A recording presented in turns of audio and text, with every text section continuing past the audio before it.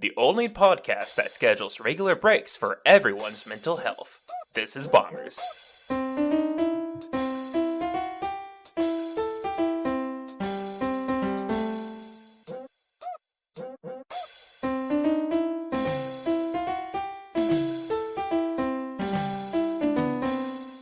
Hello, everyone. Welcome to another episode of the Bombers Podcast. I am Bomber number 5, Anthony, aka Deg, joined by Bomber number 3, Xiber, aka Xiber. Hello. How you doing today, Xiber? I'm doing good now that I have a steaming hot bowl of tortellini on my desk. Tortellini? What kind of tortellini do you got there? I like the 5-cheese blend from Sam's Club. Good choice. Always got to get as many types of cheeses as possible in with your pasta. And there's shredded chicken in it. So you're going to give us a short, quick, impromptu drinks and foods with your tortellini?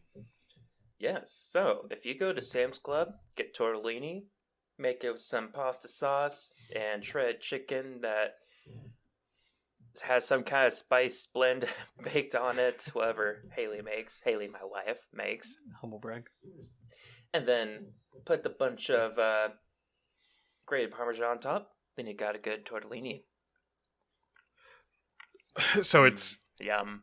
The chicken itself is an additive. It's not part of the whatever you bought at Sam's Club. It was something else you bought at Sam's Club?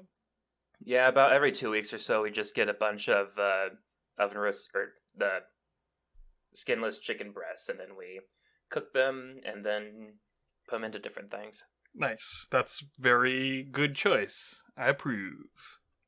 Mm-hmm. Especially if and it then turns we're all out like, mouthful of chicken. And then we're all like, oh crap, we have chicken in the fridge we still need to use. I have been there. Oh no, I forgot about this food. Oh, currently we have a ton of leftovers in our fridge of things. We'll make a soup, and then we're all like, oh, now we gotta eat soup for the next, 3 days. Yeah, you gotta go with leftover soup when it comes to it. I like soup. It's soup season now, so it's not too bad to have those leftovers. It is. Haley recently made the Olive Garden... what was it? It's not chicken gnocchi. That's the one I like making. I like that one a lot. But... yeah, I don't remember. It has kale in it, but it was pretty good. I mean, I'd probably eat it, even with the kale. Nah, kale's not that bad. I'm just messing. No, kale's good. Yeah, I always hate going to grocery stores and seeing, going through the salad section, and it's just romaine lettuce, iceberg lettuce. Give me some good leafy greens, not just I'll see mixed greens, and it still has lettuce in the mixed greens. At least it's mixed in with the things and not just straight up gross iceberg lettuce in a bag. Yeah, well, when lettuce makes you gag... You notice. Yeah. Darn sensory stuff. Well, let's make the audience gag by doing the bombastic news. Alright. Well, audience, for your pleasure, I will just say that you can go to our website, thisisbummers.com, where you can find out all about our Discord, our YouTube channel, where we post our podcast and edited Twitch streams. By the way, we do have a Twitch where we play video games. And finally, you can go to our Patreon if you want to enjoy us and give us money and become our friend, best friend, executive, bomb-deucer, acquaintance, any one of those. Shoutouts to our current best friend, Rob, and our friends, Haley, Aaron, and Reaper. Yeah, and it looks like there's actually one other thing on here. Is it the acquaintances? No, well, yeah, I guess we can say hello, acquaintances. Thank you for your support. Looks like there's a word. It's Haitian. No. Try. You read it. You got to squint a little harder. Now I can't see. Okay, squint less hard. Oh, hiatus. There is that how it's pronounced? Yeah, that's it. You got it. Yep. It is. It is time for us to take our annual break.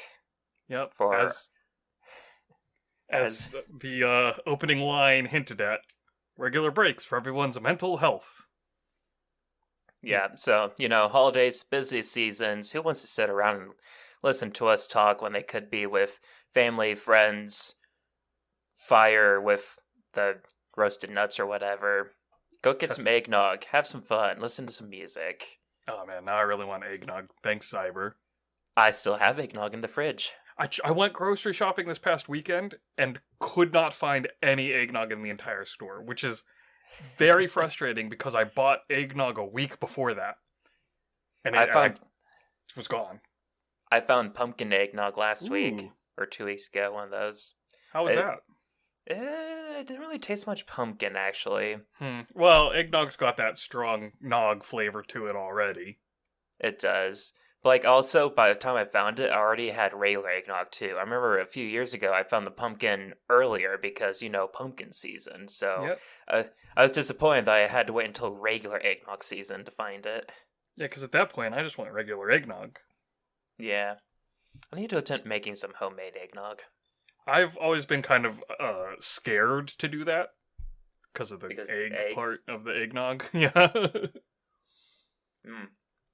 I do go ahead. I was going to say, I do like mulling my own cider, however. That does sound good. That is good, yeah. Especially now that, days are getting shorter, weather's getting colder, a nice mug of steamy mulled cider. Perfect. That's good. Yeah, I was going to say, speaking of being afraid to eat raw things or whatever, Haley and I went to a sushi making class just a few nights ago. It was one of my birthday presents from her. That's cool. Yeah, I absolutely loved it. So I had attempted to make sushi because we have the bamboo roll and all that stuff. Right. Epic failure. They turned into poke bowls. I just threw them into a bowl and ate them with a fork instead. At least you still got to eat it, right? Yeah. So this class, it taught me what I did wrong. Turns out that the nori or seaweed that you get, you actually want to cut off a section of it because otherwise it's just too much to roll up. And then the bamboo roll that you use to roll up the sushi, you're supposed to put saran wrap around it. And well, when I did it, I just put saran wrap around one side. It turns out that they saran wrap the whole thing, so that it's just a saran wrap roll instead, basically. It keeps it together better, I guess. Yeah, so then you don't have to mess with the saran wrap coming off of it. And then they showed me the proper technique of rolling it, and after you roll it, you then take the two sides of the bamboo sheet and you just move them up and down so that you're shimmying the sushi in between it to tighten it more. Oh. And then the hardest part actually is cutting it. You gotta always have the knife cleaned after you slice into it once or twice, and then you gotta wet the knife before you slice it in order to keep stuff from sticking to it and keep yourself from just smushing the roll down with the knife. That makes sense. With the stickiness delicate of the rice, yeah. They also told us where to find sushi graded fish, which was something I did not know where to find. So very happy for that. Do you have a local supply around that you can do that then? Yeah, there's a seafood store, which hilariously, the night before I was with my parents and explaining we were doing this and saying how hopefully they say where to find the seafood, and they go, oh, you just need to go to this one store probably, and then that ended up being the store that the place told us to go to also. So I'm just like, wow, my parents were right. Yeah, should have been listening to them the whole time. Well, it was the night before. Yeah. Not gonna just roll out to the store the night before to check it out, huh? Yeah, so they taught us how to do two different kinds of rolls. One where the seaweed is on the outside, and one where the rice is on the outside. I definitely prefer where the rice is on the outside, and it's not actually any harder doing one or the other. You just really you put the rice onto the seaweed, and then the rice is so sticky that you can just flip the seaweed around and no rice comes off. That's wild. It is really sticky. I made over the summer, I made some onigiri rice balls. I did that too. That's fun, but it's also kind of a lot easier than rolling, sushi rolls. You just sort of smack it together and form it in your hand. Yeah, except my hands don't know how to form a triangle, so Yeah, no, that's the hardest part, making an actual triangle. The ball shape, yeah, sure, whatever, got that down. Triangle shape, not so much. And then they even had a frying station so we can make some fried sushi.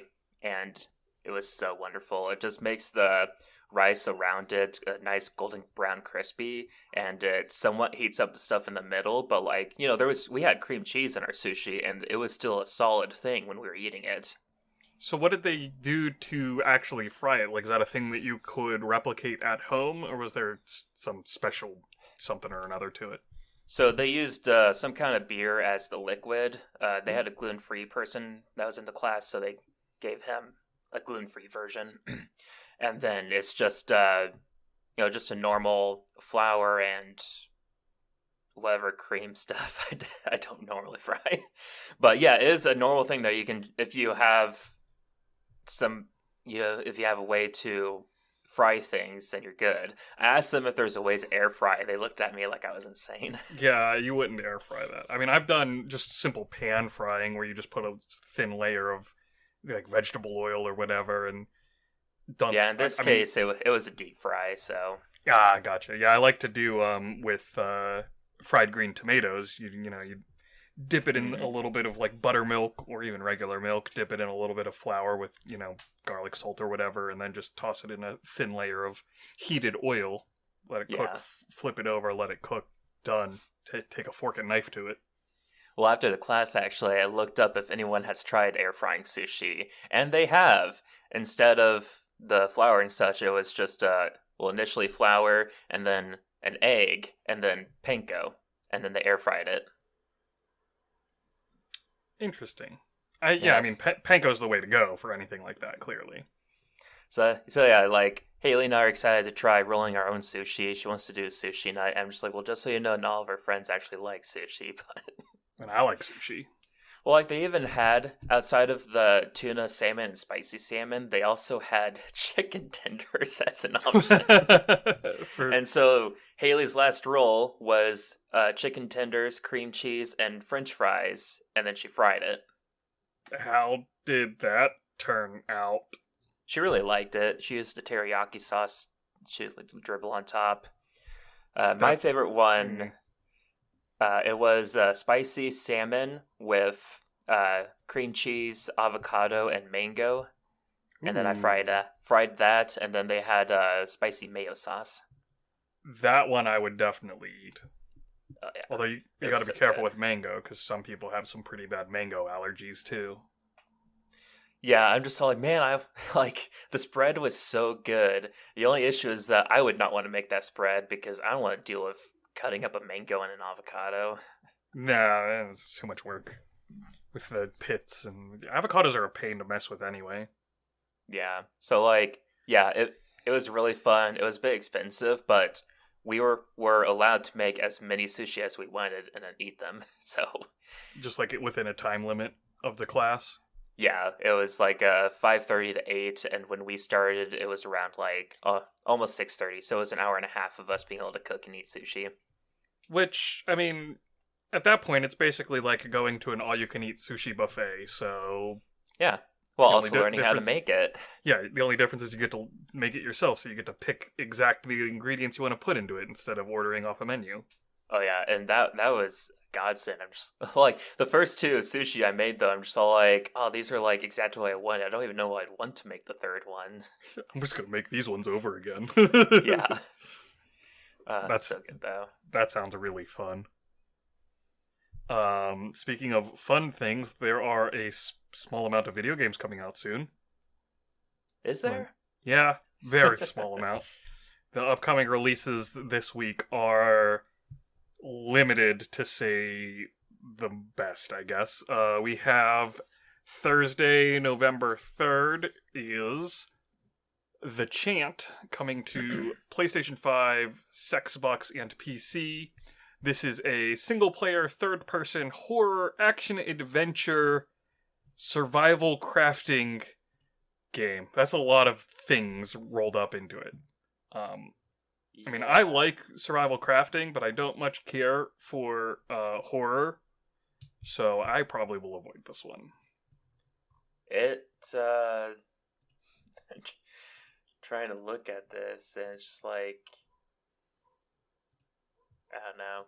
Yeah, to survive, you must craft, fight, and escape the psychedelic horrors set loose when a ritual goes wrong and awakens a dimension of cosmic terror. That's when you punch the guy who did a mistake. Yeah. You were supposed to say Nictu, not necktie. Like a lot of different monsters and such. Looks like the one monster from Stranger Things. Yeah, it does kind of look a little Demigorgon-esque there. That's it, Demigorgon. Yeah. And then, like, the art style and stuff reminds me of the Until Dawn. Yeah, it does sort of have a little bit of a vibe going along that, like, route. But I'll be passing. Yeah, I probably will be too. I mean, there's so many games that not this week, but in general, there have been a lot of games, and will be a lot of games as we roll into the holiday times, the holiday releases. Yep. Yeah, what else do we have? We also have, on Thursday the 3rd, the Entropy Centre, coming to PS4, PS5, Xbox One, and PC. This is an interesting-looking puzzle game, a first-person adventure puzzle game, which has you manipulating objects backwards and forwards through time, such as, like, rebuilding destroyed pillars and things along those lines, in order to delve further into a space station orbiting a destroyed Earth as the last human after an apocalypse. So it looks like, the basic conceit of this is get to the middle of the space station, to the middle of the Entropy Center, in order to reverse time and reverse the end of the human race. It's just a, normal Tuesday night. Yeah, basic, standard sci-fi plot stuff. That reminds me of Portal, which honestly is a good thing. It's like, yeah, let's get more of these puzzle sci-fi-ish stuff going on. Yeah, anytime you get these with the less straightforward puzzle aspects, where you actually have to sort of sit and think about it and bend your mind around it, I'm pretty into it. So this one actually has my curiosity. I'd say it's like a mixture of Portal and Stray, and I love both those games, so I'll have to keep this in mind. Yeah, that's one to keep an eye on when it does come out, see what the actual reviews end up being like. Yeah. And then also, we can trust those. Well, if you aggregate enough of them, you get some ideas, or you just get reviews from anyone out there who happens to be getting Entropy Center, let us know. Also on Thursday the 3rd, coming to Switch only, a game called Demon Throttle by Doinksoft, which is being published by Devolver Digital, who publish so many games. There's a lot listed on their website here. But what's interesting about Demon Throttle, it is a very retro-looking action arcade shooter that is only getting a physical, collector's edition release. It is not getting a digital release at all, just the cartridge. And on the website, they're really pushing the whole, this is physical only aspect of it. They list the physical only Demon Throttle for Nintendo Switch features a Switch cartridge packaged inside of the Switch game case with multiple textures and processes, makes a great shelf display and protects your game, sequentially numbered game packaging, reversible jacket artwork, an instruction booklet inside the shrink-wrapped game packaging, and there's some stickers. So they're very proud of themselves. Which was the last thing they listed. They're very proud of themselves for doing a physical-only release of this. So it looks like would be in between NES and SNES kind of graphics, which kind of feels off to me, but it is a little bit weird how it's straddling between that 8-bit and 16-bit feel to it. But I mean, it looks decent from what I can see. I hope that they, uh, you know, get the audience that they're wanting for releasing just a physical version only. Yeah, I hope they get the audience and the sales out of said audience to keep it going forward. It is with the big collectors like reverse sided blah blah blah is retailing for $40. Just the single sided case is $30, so it is a cheaper physical option there for anyone interested in picking it up from their website on, what is it, Special Reserve Games, which is one that I had not heard of before, so I'm gonna have to poke around here in the future. Those are all Thursday's games. And then the next day, Friday, November 4th, Harvestella is getting its Switch and PC release. This is the Square Enix lifestyle sim RPG game. Like, I don't know. This is the game that I thought that Haley would be all like, oh man, I must play this. But apparently she only cares for Harvest Moon, or Story of Seasons now. Yeah, I mean, Story of Seasons is what started it all and what was going. I'm sort of gone on to the Stardew Valley train after that, because, I mean, honestly, it took a lot of the original Harvest Moon Story of Seasons elements and just, like, refined them and improved upon them and added new elements that work, where the big complaint about Story of Seasons for so long has been that there's really not been a lot of evolution to the games. They're all fairly samey. I mean, to some people that's all they need. So Oh yeah, certainly. I'm fine with Harvest, or I'm fine with freaking story of Stardew Seasons. Valley. I'm fine with Stardew Valley coming up and being something new for people that want it. But it is nice just to have something, technically new that's not literally the same thing you're playing, but it still just has the essence. It's just like, yeah, I'm just gonna chill and I don't mean what I'm saying to detract from Story of Seasons in any way. I'm just saying that for me personally, I like the Stardew Valley refinement more. Different tastes for different people, your different speeds, so there's nothing wrong with sticking with Story of Seasons. I personally have moved on, is what I'm getting at. So yeah, for Harvestella, Square Enix game where it is all about farming and such, but then when the winter comes is when the demons come out and you gotta fight them and keep your town safe. It kind of reminds me of like Crystal Chronicles, but like what if they let you keep playing when you're not needing to collect the miasma? What would you be doing? And apparently it's farming. Which seems interesting, kind of, a fun take on the normal idea of monster hunting in a farm game like you get in some of the Story of Seasons, or like Rune Factory, for example, or Stardew Valley itself, where you get the options between, are you going to farm or do monster slaying? Having it set into more of a regimented, like, seasonal system like that, I think is a fun little advancement, a little personalized twist to make Harvestella stand apart a little bit more with that extra focus on the RPG combat-y side. Yeah, because, that's actually something that, took me a bit off of Stardew Valley. It was just, I could be doing anything every day, but I was like, but I still need to farm, and then that ends up taking most of the day, and then I gotta determine what do I want to do, and it's anxiety-inducing. Just like, no, man, let's just have Harvestella and be all like, here's your calendar. Go do stuff on these days. Plant during the spring.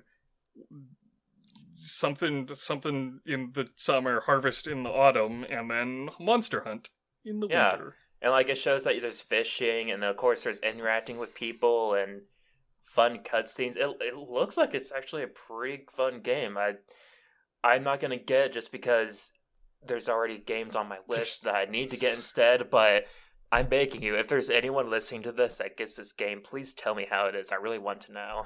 Yeah, I am in that boat too. I am super curious how this game actually turns out, because Yeah, there's so many other games coming out or that have come out that I'm playing that this is lower down on the priority list, but that's not to say that it doesn't look very interesting. So if you are getting Harvestella, drop us a note. There is a demo out now that you can download, I'm assuming, for both Steam and Switch. So if you're interested and don't have anything else to do right now, go ahead and try the demo too.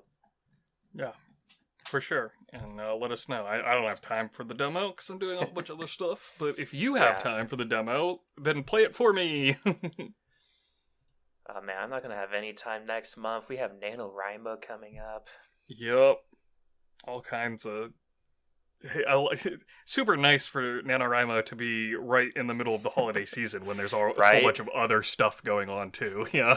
And like the other one is like June. It's like, I guess that's during the summer, but like it could still be busy. Why isn't there one in like March, February or something? Yeah, that's the thing. When it's June, it's nice weather. I want to be going around enjoying the nice weather, not sitting punching out words on a keyboard or writing in just bring a journal to the beach and have fun. I'll just, you know what? I'll skip the beach entirely.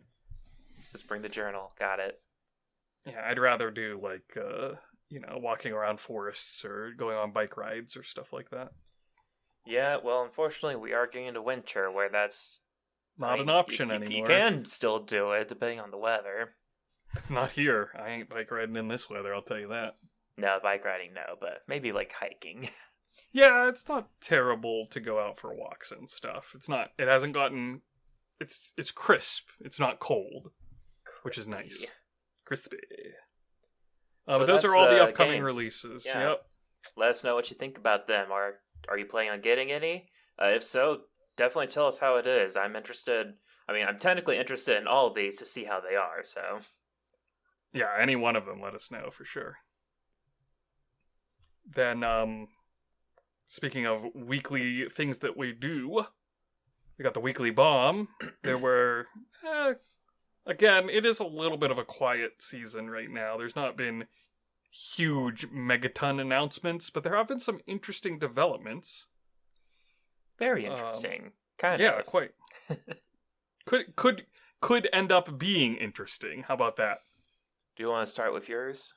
Yeah, sure. The one that I brought forward for our discussion, Xiber, is you'll remember a couple weeks ago we talked about, I brought forward that CD Projekt Red had announced a gamut of projects that they were working on under a bunch of different code names set across their Witcher projects, franchise, I guess would be the better word, the Witcher franchise and the Cyberpunk franchise.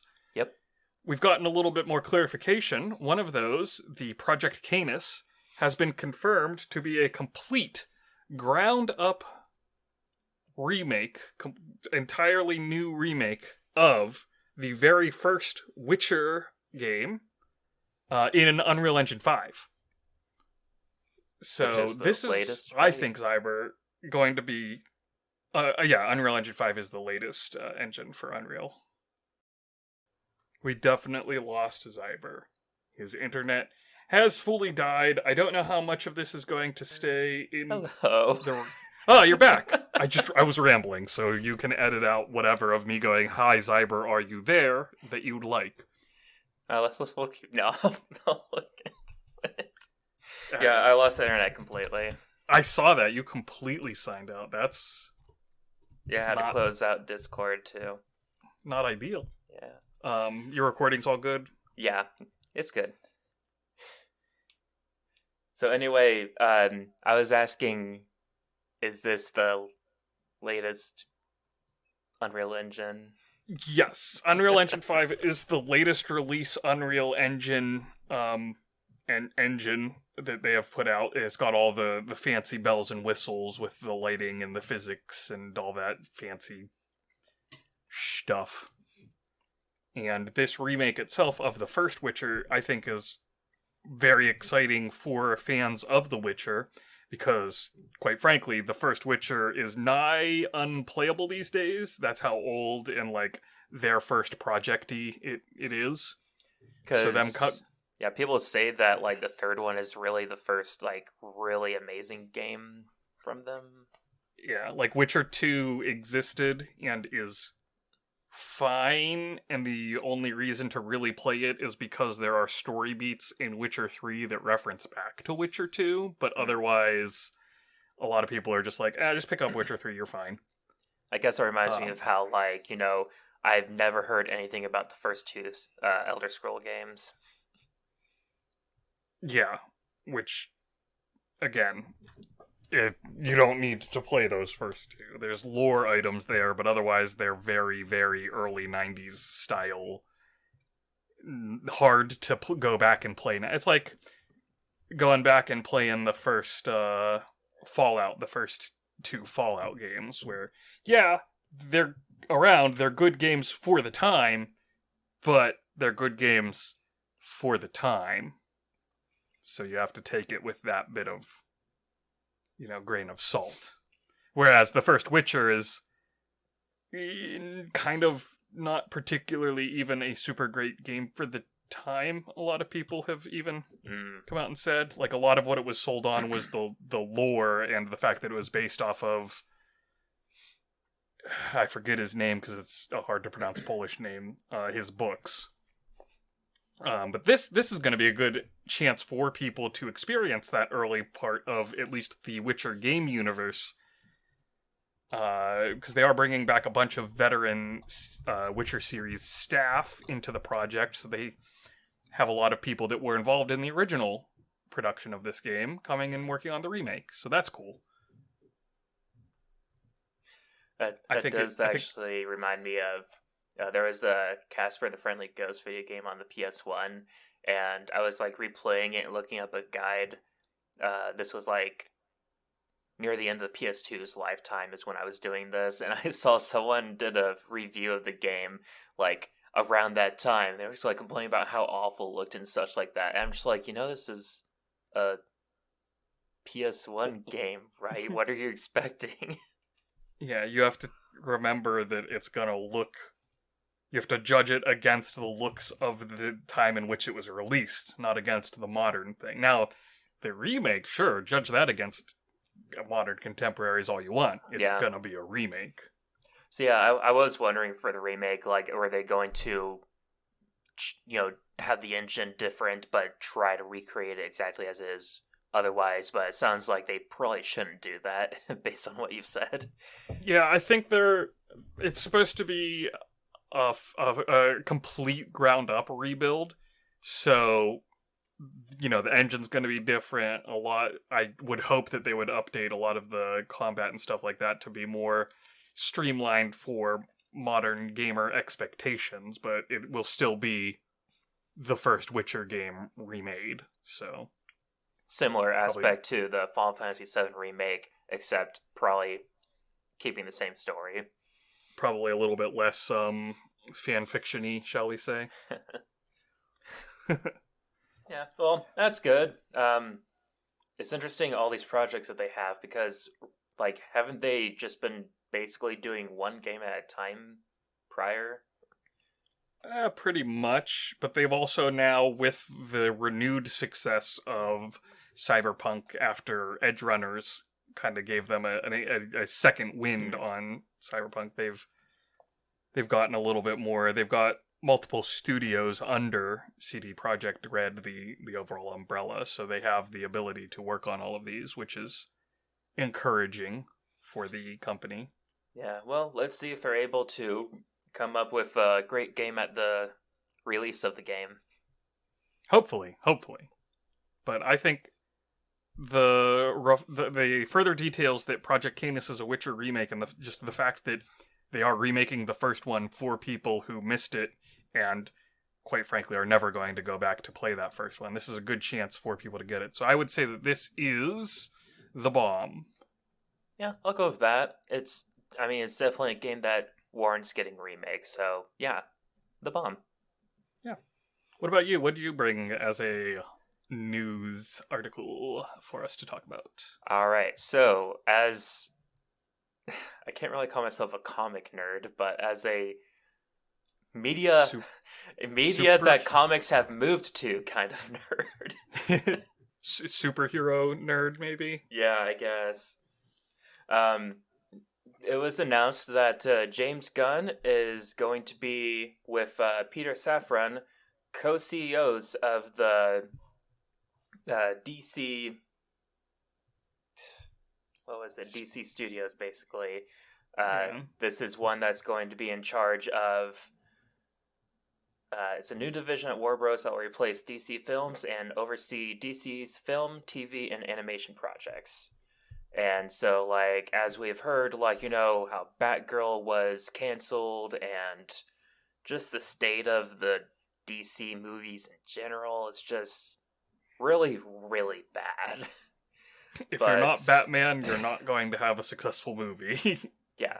So, like, we see, like, Joker and the latest The Batman are movies that have been outside of this already, and they're going to remain outside of it, is what we're told. Which is fine, because, I actually am liking that these are separated from the DC extended universe, and they're doing their own thing, and I'm liking their own thing. Especially if you want to see Joker 2, which apparently involves being a musical and Lady Gaga. Yes, please. Just sounds wild. So I gotta agree with you there. Keeping the Batman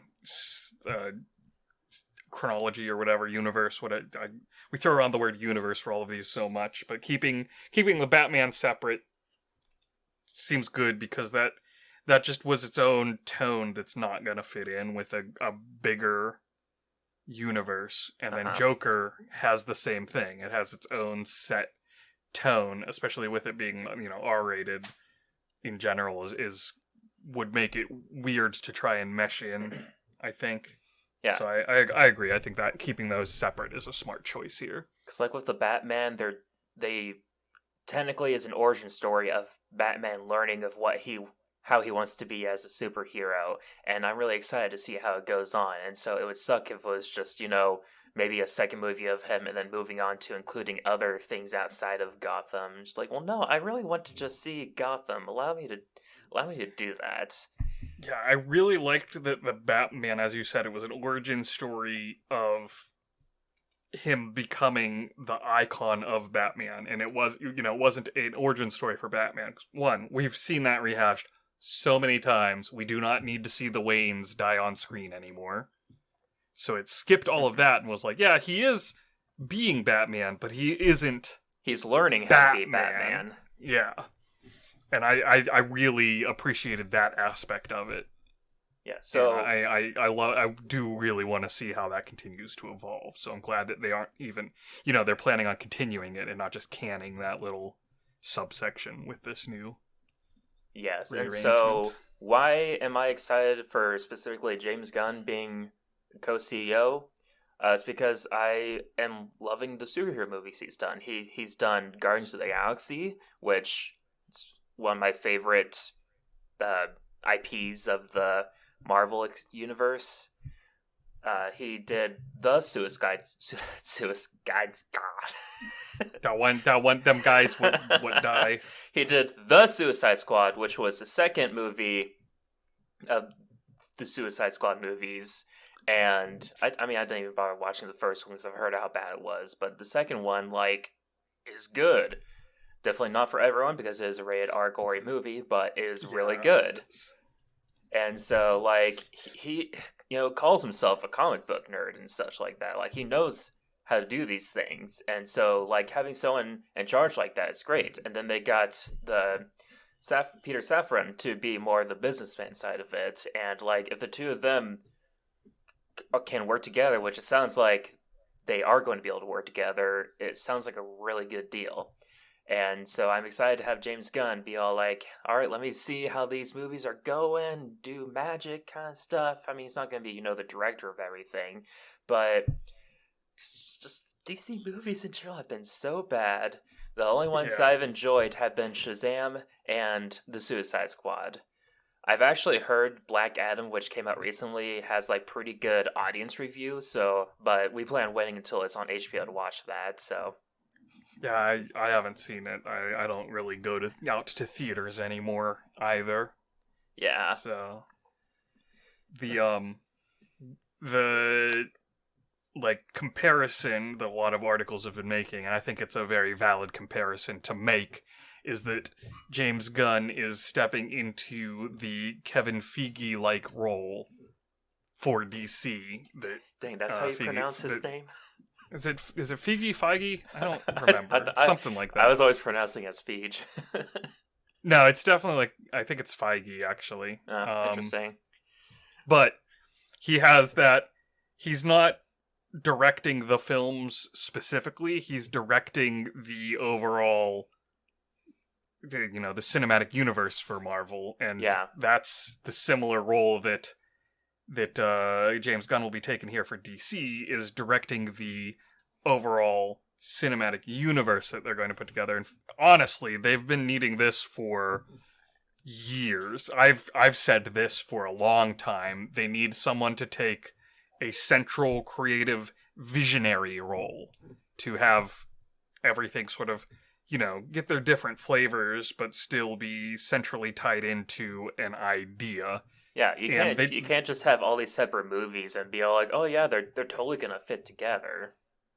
Yeah, you need at least one coordinator for all of that, and they finally have now finalized who that will be. It'll be James Gunn. So the only sad thing to me is that he's most likely not going to be, continuing Guardians of the Galaxy or any Marvel movies. So when the third Guardians of the Galaxy movie comes out, I'm definitely going to be excited to watch it. But it'll be sad that, he's probably done with Marvel if he's going to be a DC CEO. Yeah, I mean, he has, in fact, said that he doesn't want to work with Disney anymore. That is true, yeah. Marvel is Disney now, so there you go. Make DC good, then. Good? Do it. It's gonna be an uphill battle, so we'll see how that goes, but... Because there was a point when I was a kid where, besides Spider-Man, I was all into the DC superheroes. And then flipped around. The thing is that the MCU, the live action Marvel films, have always been stellar, and the DCAU, the animated universe, is where DC's strength has been, because the animated universe for Superman and Batman and the Justice League shows and all of that, those are stellar. But they're cartoon shows. Yeah, they're not released as full-on theatrical releases. They're released as DVD releases, like home video releases and stuff like that. And that's a completely different approach to... Yeah, like if you happen to have HBO Max and you go to their DC section, I am shocked by how many animated movies there are. I'm just like, I didn't know any of these existed. Oh yeah, there's a bunch, and honestly, some of the more recent stuff has been a little bit market saturation, as opposed to a lot of the earlier stuff that was just really good. Yeah, it seems like they're all like, we have these new things going on in comics, we need to get them out into an animated form as soon as possible, but what are you gonna do? Watch them, I guess. Oh man, but yeah, I mean, I can't see this being a bomb. So I think it's gonna be the bomb. I'm really excited for this. Like, make me love being interested in DC again. Yeah, I'm like kind of, honestly speaking, kind of lukewarm on James Gunn himself, but it is definitely the bomb that there is someone being the central visionary for DC. Because, again, they've needed it for a long while. And also, like, with all the Discovery crap going on, I'm hoping that this will help protect DC from Discovery. Yeah, because that's been a mess. It's been its own mess. So we'll see going forward. I assume. I mean, we saw the complete and utter cancellation and canning of the Batgirl movie, which happened right before James Gunn stepped in. So he's again got an uphill battle ahead of him for putting the DC movie verse together. So we'll see how that goes. Yes. That is the bombs. And on to more weekly things. We'll be on our Album of the Week review, which I listened to this week, but I guess, Xiber, you didn't get a chance. I was a naughty boy this week. Tisk, tisk. This week we had If I Could Make It Go Quiet by Girl in Red, that was submitted by Discord user Luz Noceda. So this is someone who became popular through TikTok, is that right? That's what I was understanding from a lot of the other conversation that was happening around this on the Discord. Which, I mean, I do not mean this in a negative way. I mean this in a completely observation-y kind of way. It sounds like something that would have gotten popular on TikTok. And that, I genuinely don't mean that bad. I just mean that it has that kind of like catchy snippetiness that lends itself to those types of videos. That kind of reminds me of how like Justin Bieber started off on YouTube and then like just randomly got popular or whatever. I'm never going to begrudge someone that starts off on the internet and gets very popular. But this didn't do it for me. I can't say that I disliked it. I can't say that I hated it, but I also can't say that I liked it. Her actual, like, the music put together, it was fine. It was good. It was great. It wasn't personally for me. She does have a use of the auto-tuning vocals, which has its place, and she utilizes it very well, but it's not the kind of thing that I usually go for. I get that, yeah. Yeah. Like, again, music was good, music wasn't for me. There are certainly a lot of people that this is going to do it for. This is going to be right up, someone's alley. I mean, obviously it's up Luz's alley.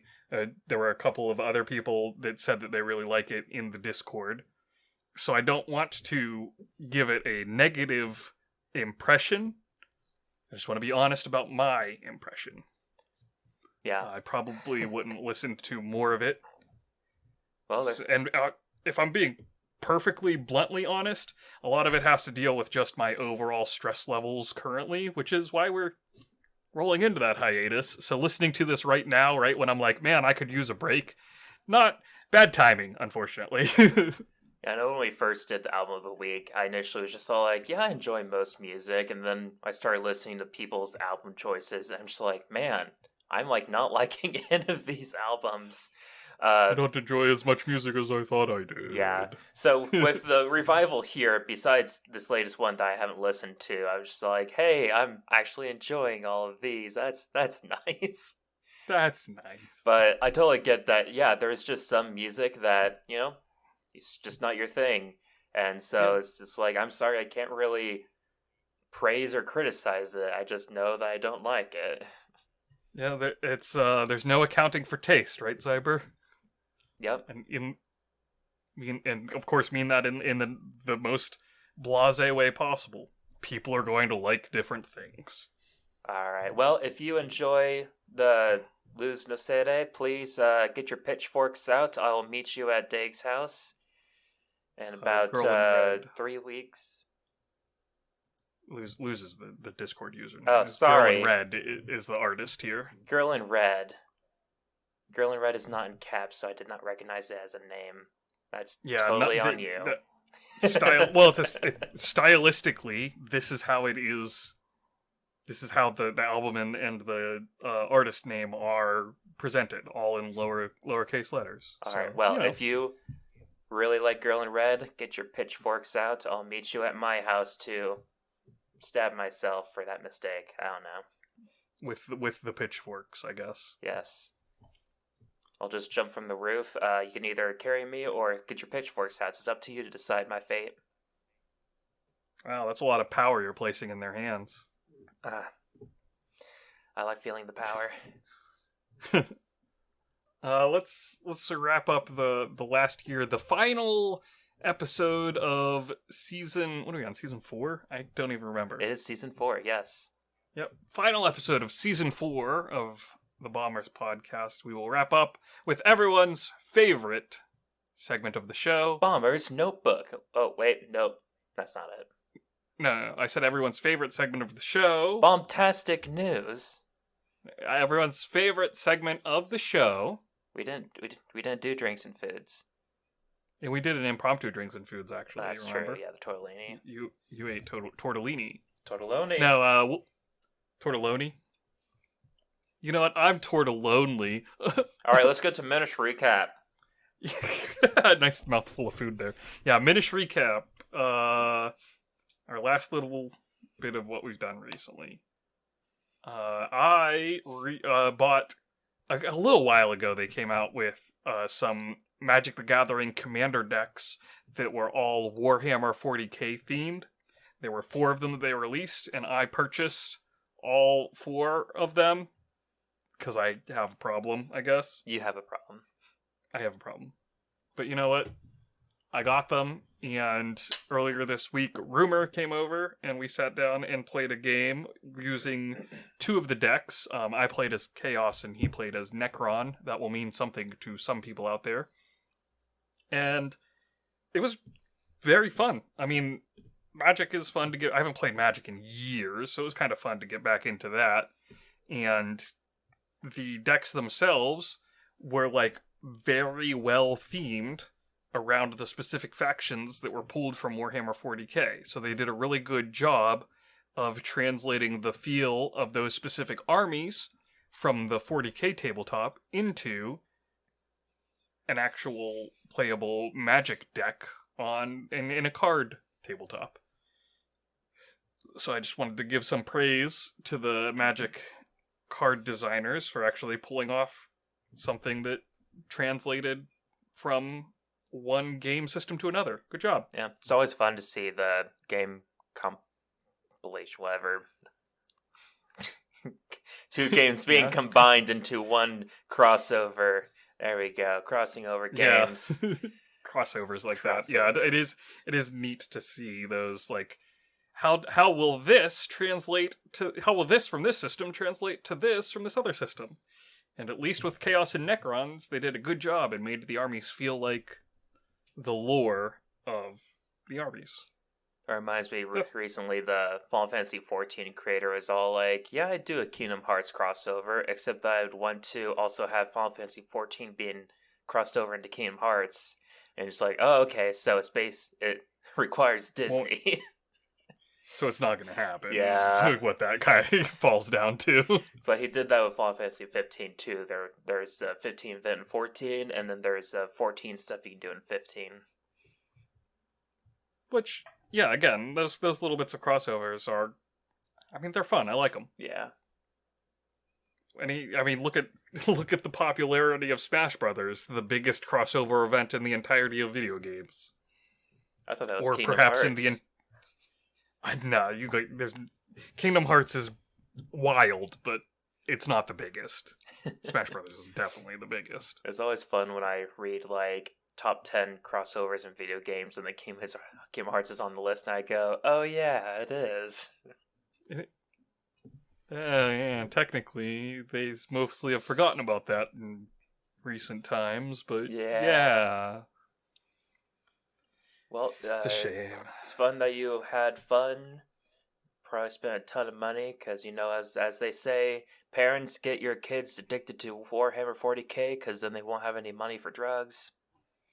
Yeah, my drug... Or my Magic drug the of choice Gathering, is, any of those. Yeah, they combined the 2 big parents get your kids involved in so they don't have money for drugs of Magic and Warhammer. Oh no, the world is ending. How about you? Any good fun miniature recap items? Well, besides the sushi making that I already talked about, Gotham Knights came out last week, and so Haley and I have been playing that as much as possible. And I really am curious. I want you to tell me about this game. How is it? All right, so the game involves Batman dying. Yep. And then you got Robin, which is the third Robin, Red Hood, which was the second Robin, Nightwing, which was the first Robin, and Batgirl. You got the 4 of those people now as the playable characters, and they're just all like, how do we deal with a Gotham that Batman no longer is in. Is in. And so, like, that's already, very interesting right there. At first, they're all like, we gotta figure out what Batman was up to. And then they're like, wait, Gotham is kind of turning into a hellscape. We should probably try to fix that. And so, like, you can play as any of the four people. You can switch up between doing stuff at night, because basically it's kind of mission-based where you have nights where you go out and do patrols. You can take out crime. You can do story missions. And then once you're done with those, you gotta return back to the home base where it's then daytime. You talk about what you've done, find out new stuff you can do, and then it's nighttime again. It's like a cycle right there that you do. So you can't just do everything in one night kind of stuff, which is already, to me, way better than the concept of the Arkham games. Just like, are you really saying that all these things happens in one night in these games? Yeah, it's a little bit much going on in those other Arkham games, for sure. And then the four characters, of course, they got abilities they can unlock from leveling up and getting ability points to put into the abilities, and so then they play differently. I enjoy playing as Robin. He is a very stealthy person. I saw someone online say that he is more similar to Batman, actually, with doing all the stealthy such. Then Haley plays as Nightwing because that's her favorite character, and he actually is like a fast-paced action person, more akin to Spider-Man for combat-wise stuff, like, from the latest Spider-Man games. He's just missing the stealth aspect of the Spider-Man games, which is what Robin has. That's neat. I like that they actually gave different flavors to the characters instead of having them be essentially clones of each other with different movesets. And like having them have different playstyles is awesome. And they all have different personalities, so going through the cutscenes, she's seeing me playing as Robin, I'm seeing her playing as Nightwing. So one of the first things that happens, I was watching her play as Nightwing, and like he went to go talk to someone, and he gets to the scene, and he finds that the person is dead, is being wheeled away into the ambulance. He just goes, "Oh shit!" and then I play that scene as Robin, who is 16 years old, and he's just all like, "Oh no." Oh yeah. So, yeah, they have these different experiences such. Based on who you're playing, one of the other characters will be on, the comm talking to them and such. And so, like, it's nice. And then, of course, it's a Batman game, so it involves a bunch of the villains. It involves Easter eggs talking about things from the Batman universe. There's an email section that you just get new emails every now and then, and it shows like some of the characters from outside of the Batman universe. Like they have the Teen Titans and Young Justice people, saying their condolences about Batman dying in the emails. And so you got all those Easter eggs. And so I'm loving the game. I'm always just like, yeah, I can't wait to play it again. But there's definitely a lot of issues with the game, though, sadly. Oh, really? So, oh no. Gameplay-wise, there's a lot of stiff stuff. I noticed that, like, I'll be running, and then I'll apparently run into a wall and just come to a complete stop. And, like, that's when I'm, like, running at an angle towards the wall. And, most games, they would just be like, all right, we're just going to have you, like, slide against the wall kind of thing. And this game, no, you just come to a complete stop as if you just ran perpendicularly into the wall. And there's just a lot of similar things to that. There's a lot of times where they have the the hook shot kind of stuff where you can sling up to roofs. So a lot of times I'm actually swinging around like Spider-Man practically. But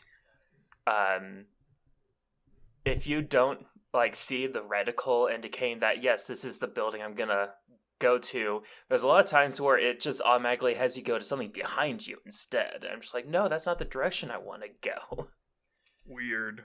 Yeah, I'm just like, I'd rather it be where I have to, have the reticle appear instead of this, we'll just send you where you're technically able to go instead of where you're pointing at.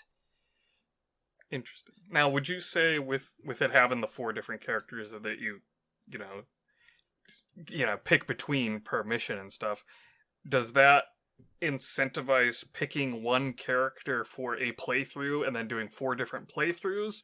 Or actual bonuses in a single playthrough to picking different characters as you're going through? So gameplay-wise, as you're leveling a character, the other characters also level up, so you can switch between them, and you'll still have the more ability points to put into their abilities and such. And I also noticed that there's different costumes, weapons, and ranged weapons that you can build or collect. And so I played for Robin for a very long time, and then I finally decided to just switch between the other characters just for the fun of it. I didn't actually play as them, though. And I saw that, yeah, they get the ability points, so I could put them into their abilities. And they also did actually get a bunch of the weapons and costumes, so they can have the higher defense and strength automatically. I don't have to craft things for them or go beat up enemies to try to find them. So it's definitely easy to be able to switch between them if you want to. Story-wise, we actually want to just play as one person at a time, basically, just so that we can see how they are in these cutscenes. Because, like, if we switch between them, then we're gonna get someone else's view, and it's not a level select kind of game, so we can't just go back and as a different person and redo an area. So, as far as you're in now, would you be inclined to do a second playthrough as another character to get those other views, or is it enough of the same scene between your cutscenes and the cutscenes Haley have been getting where it's not going to be worth it? I think if you are actually interested in their characters, like if you're a big Batman universe fan, then I think it is worth it. I haven't finished the game to figure out if there's, like, you know, New Game Plus. Hopefully there is. It seems like that kind of game. So if there is, then that incentivizes us to replay it at some point to do that. At least there is two of us, so then we technically only have to replay it twice if we only play as different characters. Yeah, that does make it easier with there being two of you. Yeah, but, like, you know, besides just seeing their interactions, there isn't actually a reason to play 4 different times. And, of course, there's also the big issue of, like, yeah, this is a co-op game. Actually, specifically, Nightwing has abilities based on playing with another person. Like, he's able to revive the second player and stuff like that. Well, the issue is, it's not couch co-op, it's only online, and it's not cross-platform, so you have to either be both playing on a PS5, both playing on a PC, or both playing on an Xbox One or Series, I guess, because they are on both of those. It's not on the PS4, so we can't play together. Man, that's very frustrating. Yeah, and, like, we've heard, like, playing with another person can be pretty interesting. So it's pretty sad that we're missing out on this. Yeah. Sounds fun. I mean, yeah, it's really sad going online and seeing that there's actually people outright hoping that this game fails because it's not an Arkham game. Well, people are dumb. It's terrible. I'm just like, guys, this game isn't actually bad. It might not be as good as... I mean, I can't even say that it might not be as good as Arkham games because, I mean, there's different games. It's not supposed to be an Arkham game. So, is it even a spiritual successor to the Arkham games, or does it, in fact, kind of stand alone? I mean, it's supposed to be standalone, and I'd say that it is. It's actually pretty similar to the Spider-Man games, which I absolutely loved. Nice. I saw people online being all like, oh, but, like, you don't have all the gadgets and such to do combos with. I'm just all like, I'm playing as Robin, I have a ton of gadgets. I don't know what you're talking about. I imagine that changes depending on which character you're playing as. Yeah. So, like, every complaint I've seen has been something like that. Something about the graphics. I'm just like, are we really still complaining about graphics here? It's not even that bad looking of a game to me. Or just, oh no, it's at 30 FPS. Okay, well. As long as it can consistently hit 30 FPS, who cares? And to me, it has been. And there you go. Yeah, it's just all these just small things that people are just like, look, it's a bad game. I'm just like, wow, apparently every game must be bad then, based on that. Yeah, people are such nitpickers these days, unfortunately. Yeah. And like, yeah, so there are issues that like I've talked about, but it's not enough for me to be like, oh, I hate this game. Why am I playing it? It's not like Sonic 06. That's a low bar to get over. I know, but yeah, it's not a bad game. Yeah. Well, I'm glad to hear that. I'm glad to hear that yins are having fun with it. You'll have to keep me updated on that as we go through the hiatus here. Mm-hmm. And I guess it's about time to start that hiatus, huh? Yeah, it's about hiatus time. So we will see everyone out there on the Bombers Discord, which will remain running for the community throughout the hiatus here. And we'll catch up with you whenever we return in 2023. Wow, time is passing, Xiber. Keeps on slipping. Doesn't stop. Slipping into the future. Bye. Yep, okay, bye.